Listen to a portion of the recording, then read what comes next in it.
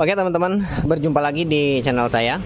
Kali ini di kesempatan hari ini kita akan buat lagi video untuk pemasangan karburator Karisma dipasang ke Mio Sporty.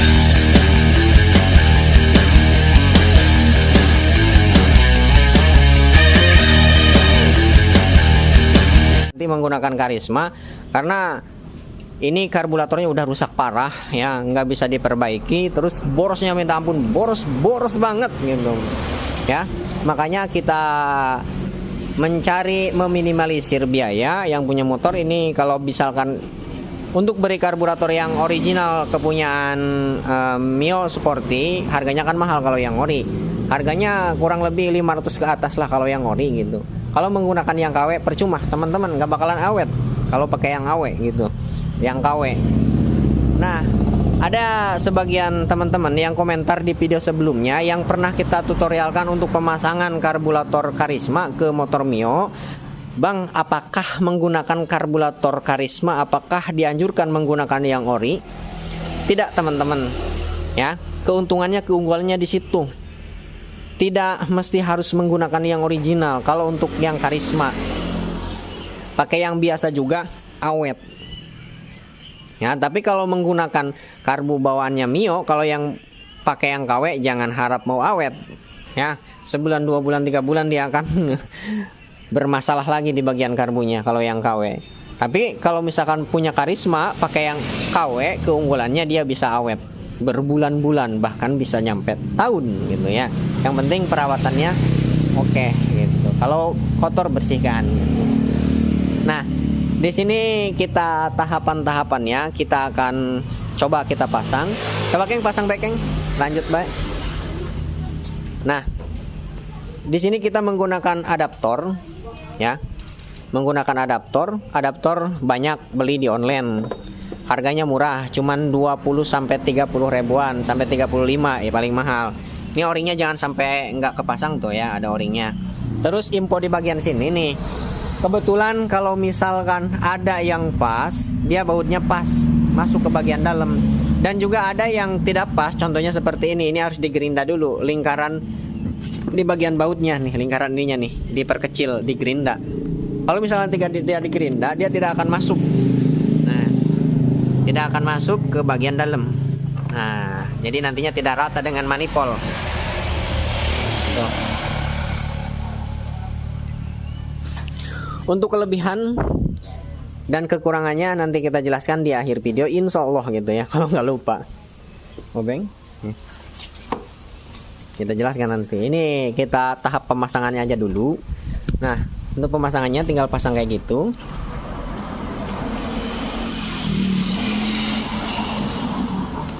Tuh, sampai rapet, jangan sampai moros. Kalau moros itu akan mengurangi ke kinerja pada karburator itu sendiri. Nantinya akan moros udara sebelum menghisap ke bagian karbu, dia akan moros di bagian perjalanan. Jadi penghisapan ke bagian karbu dia tidak optimal, tidak maksimal gitu. Nah, untuk di bagian situ tuh gitu doang, tinggal pasang orinya, kencengkan. Nah, info untuk di bagian kabel gas, apakah harus beli lagi kabel gasnya gitu? Nggak usah ya teman-teman, nggak usah beli lagi, cukup menggunakan kabel gas bawaan Mio Sporty. Tinggal dipotong aja nih, dipotong, ini dipotong tuh. Terus dipotong 1 cm ya Keng ya, dipotong 1 cm kabelnya, dari ujung kayak gini dipotong lagi 1 cm.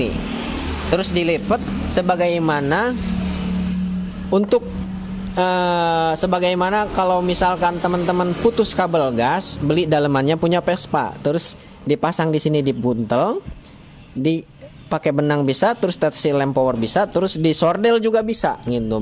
Gimana pun caranya, yang penting terpasang ke bagian seher gas kepunyaan Karisma gitu tuh. Ini pas, dipotong 1 cm pas. Di sininya space-nya tidak terlalu jauh, ada space sedikit. Ini teman-teman harus perhatikan, kalau karburator yang baru terus yang KW, teman-teman harus buka dulu di bagian sini. Buka lagi. Buka, terus biasanya di bagian PJ dan MJ-nya biasanya kurang kenceng gitu. Jadi harus dikencengin dulu. Untuk informasi harga karbunya teman-teman, ini murah banget, harganya 160 170-an. Mungkin di teman-teman di daerah masing-masing itu harganya bervariasi ya, ada yang mahal, ada yang murah. Kalau yang kalau di sini harganya sekitar 170 175 gitu ya. Ada juga yang 160.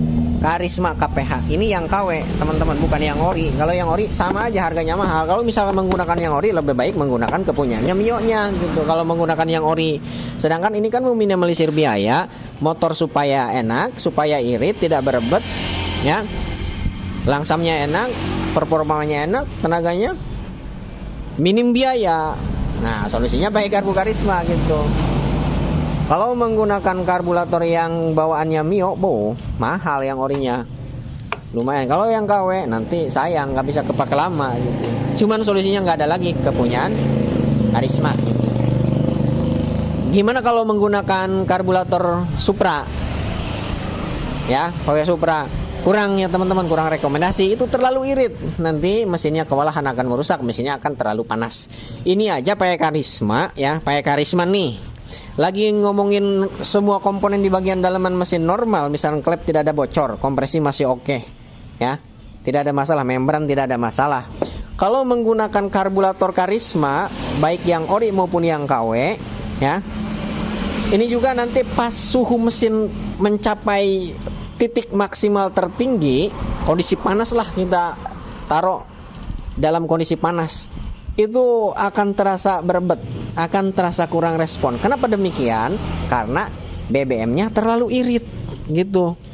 Sedangkan mesin membutuhkan asumsi BBM yang tinggi saat posisi panas, sedangkan karburatornya irit. Nah, disitulah akan hilang keseimbangan antara BBM dengan mesin gitu yang dibutuhkan. Solusinya gimana supaya pakai Karisma tapi saat kondisi panas pengen tidak begitu berebet parah gitu ya? Tinggal diturunin jarumnya sedikit, 1 atau 2. Nah, di bagian seher gasnya, jarum skepnya turunin ke bawah. Itu akan mengurangi berebet saat di kondisi panas gitu, suhu mesin panas. Ini kita pasang saringan kedua supaya lebih aman. Ya, dikala ada kotoran, molekul-molekul yang kecil yang lolos dari saringan membran keran otomatis yang di bawah tangki, dia akan tersaring lagi oleh ini gitu, lebih aman ya. Saringan kedua. Kalau misalkan ada yang lolos dari karbu, dari tangki, lolos kotorannya masuk ke membran, dari membran lolos masuk ke karburator tanpa ada saringan lagi, itu akan banjir karbunya. Mesin hidup, dia akan keluar, BBM-nya terus keluar. Tapi kalau mesin mati, dia nggak akan keluar. Kenapa? Karena fungsi daripada membran otomatis. Kalau yang menggunakan membran otomatis atau keran otomatis, saat mesin diam, itu tidak akan keluar BBM, katupnya tertutup. Saat mesin menyala, katupnya terbuka karena ada daya hisap dari manifold intake gitu. Nah, terus yang di bagian tutup karbunya ini dilepas, pentolan ininya nih, yang di bagian karbu Karisma pentolannya lepas aja, dilepas. Kalau misalnya ininya dipasang, nanti kabel gasnya nggak nyampe.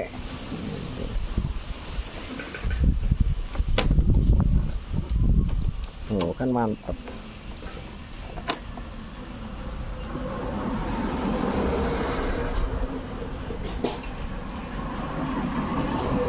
Nah, kalau ini mau tuh lentur, fleksibel. Saring di sini.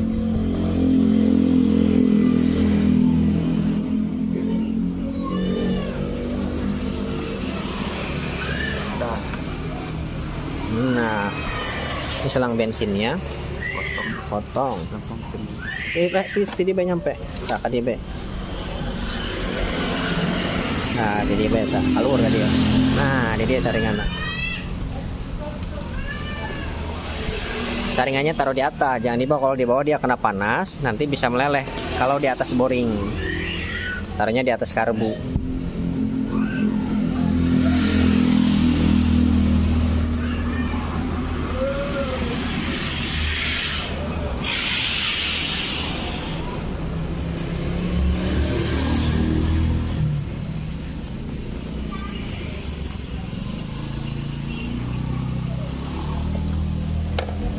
Nah, ini bensinnya belum turun ini. Harus ini dulu, dihisap dulu.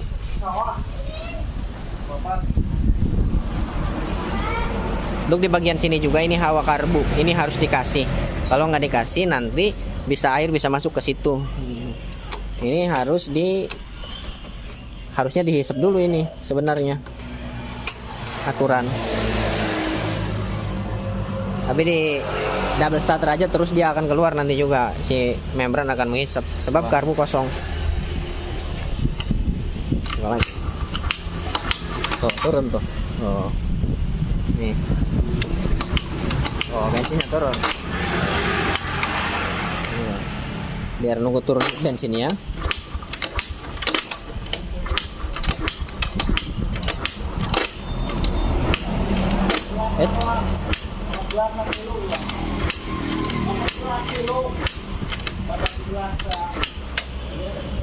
Oh, penyeprek ya.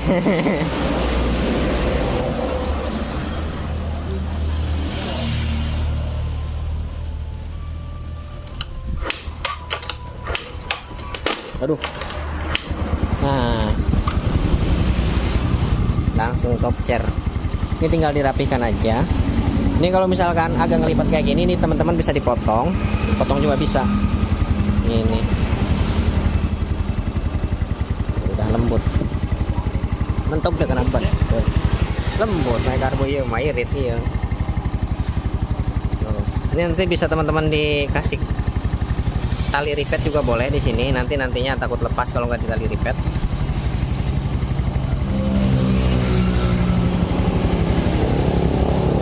Kelamnya bisa dipasang nanti di sini.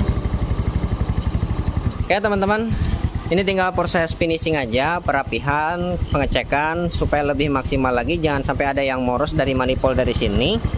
Dan juga nanti akan pengecekan secara menyeluruh di bagian sini.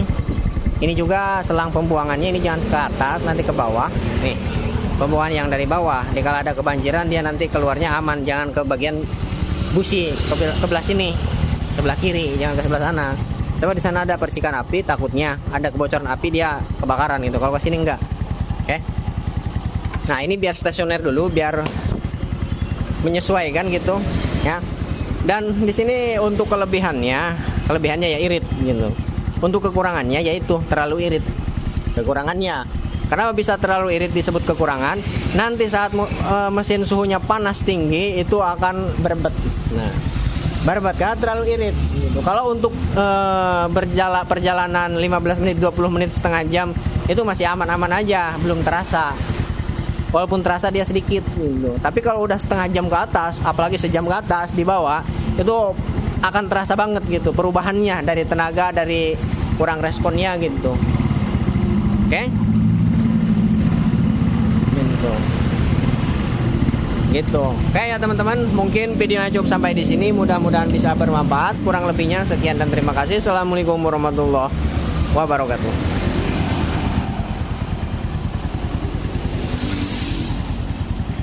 Oh, stasioner juga stabil.